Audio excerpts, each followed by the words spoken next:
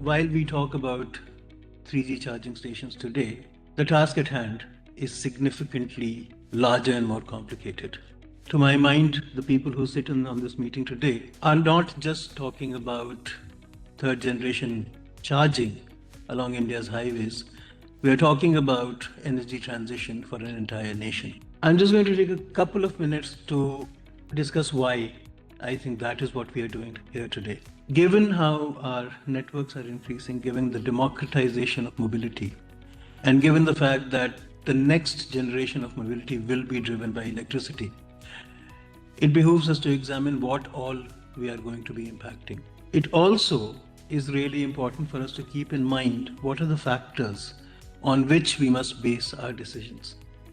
So the first thing that I want to say here today is we are not here to discuss technology. The function of this group or the purpose of this group is to move significantly beyond technology and look at its downstream impact. What we do here today, what we decide upon here today, the action points that we set for ourselves will reflect in every corner of this country over the next decade. The job here is not only to ensure that we are able to charge or power vehicles across the country, but the kind of changes, the kind of rationale, the linkage to India's aspirations for becoming what she wants to be over the next 15 to 20 years. A lot of that is in this room.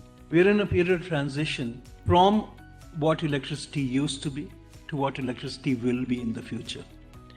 We've spent the last decade and a half arriving at certain models for renewables. And I think all of us understand that that is not enough. What we've looked at conventionally is large player models. And we're moving into an era which has mixed models, mixed player models, democratized models. What we do here today will need to integrate where this world is going and not where it currently is. So let's start off with that thought. Mobility as we have known it to mobility as we will know it in the next 10 years at best will be entirely different things. Mobility will become the lifeblood of this country. I know we are already a very, very large quantum player in terms of moving people and in terms of moving goods. But believe me, we are barely scratching the surface. So when we think of what we are going to do, we have to think of the impact in terms of the last miling of passengers, in terms of last miling of freight, last miling of goods, bringing them back. Not just people, not just freight, but the one thing that rides along those rails always, the thing that will determine the future of this country, data. Why I say that is let's keep this in mind as we think of what we are actually sitting here to do today. Mobility will be the greatest factor for democratization that this world has ever known. We will look at what is possible.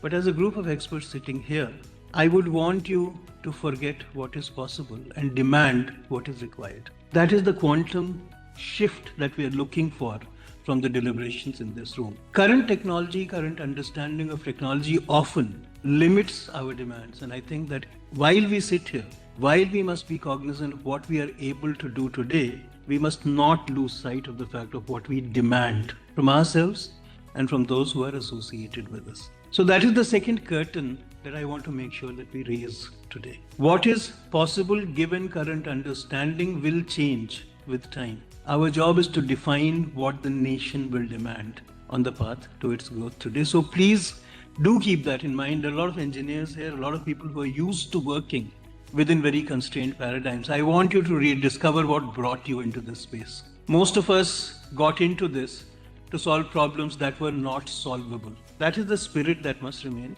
at the center of what we do today. We're reading, hearing about a lot of changes that are happening. How even demands from the Prime Minister's office of what we must look to achieve are changing in quantum. The spirit and the flavor of that must not come from above, it must flow upwards. We must be making greater demands so that they know what they must demand from everybody else. So let's unencumber. Let's not look at what we can do today, but what we must do tomorrow. I'm very happy that, my association with NHEV has been a long one. I've been part of NHEV from almost the first day. What I'm proudest of is not what we have achieved so far. What I'm really proud of is that for the last 8 years now almost, right? We've always told ourselves what is done is done. Where are we going next?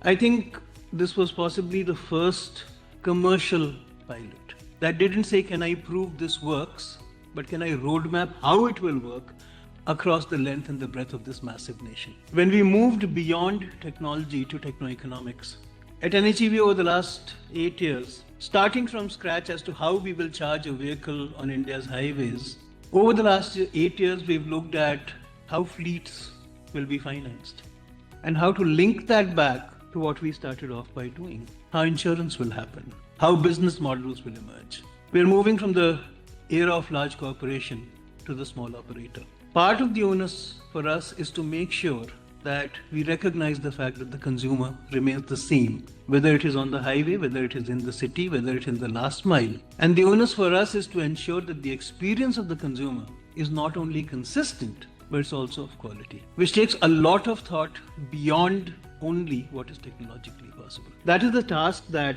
we're setting for ourselves today.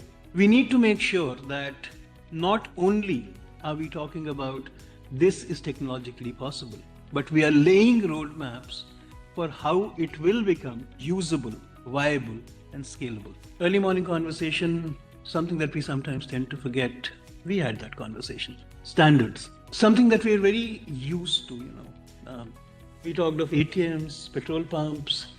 Why does a consumer know from a distance that a petrol pump is there, or a fuel station is there, or an ATM is there? Why do they have expectations of a certain standard of experience when they get inside?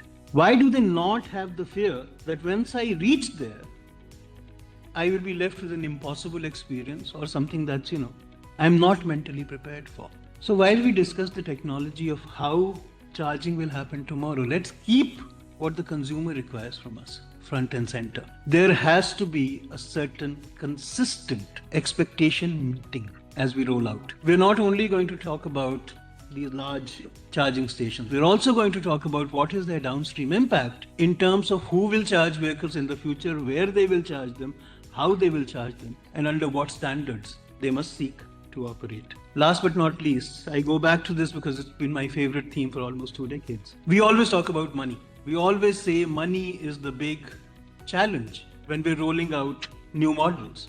I'm a 9-time entrepreneur. I can say from 23 years of experience, money is never the challenge. Finding the right fit for the right quantum of money in a person's pocket is the challenge. So yes, we are moving beyond deep pockets. We are moving into shallower pockets, smaller capabilities, and it is up to us to make sure that we make that future possible.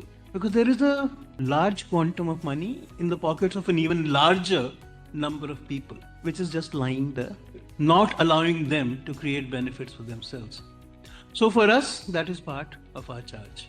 How do we bring them into this operating paradigm? How do we bring a larger mass of India into participating into India's energy transition as it seamlessly decides to move the nation, not only physically, but beyond frontiers? I want to leave you with 4 words. 4 words that should define everything that we do today.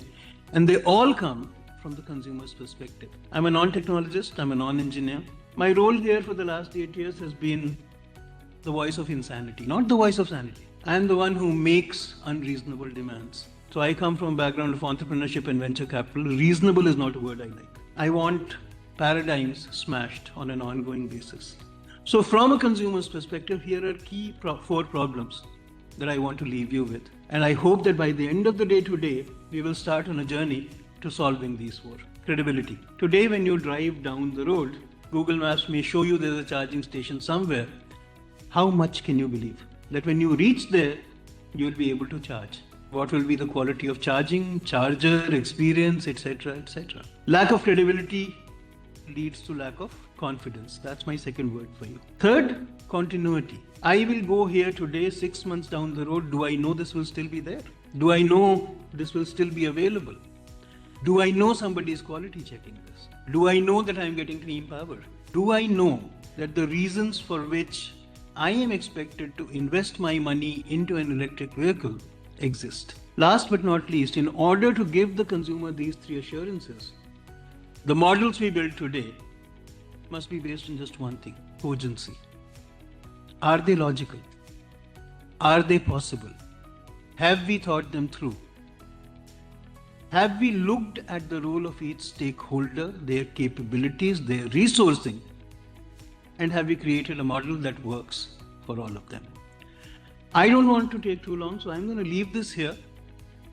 All I'm saying is that today, while we talk about third generation charging infrastructure, let's put it in the context that it should remain viable, scalable, applicable. While India travels on her journey over the next few decades, it should have the capability to upgrade, it should have the capability to absorb, and it should have the capability to create. Thank you.